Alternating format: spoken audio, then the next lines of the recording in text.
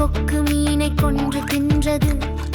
போகும் வழியில் மீன் முள்ளும் சிதறி கிடந்தது. அதை பார்த்த நண்டு கொக்கின் கழுத்தை பீத்து கொண்டது. நண்டின் பிடியில் கொக்கும் மயங்கி இறந்து போனது.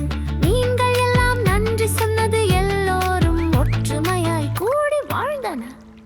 கதை கேளு, கதை கேளு கண்ணே, இந்த பாட்டி சொல்லும் கதையை நீயும் கேளு.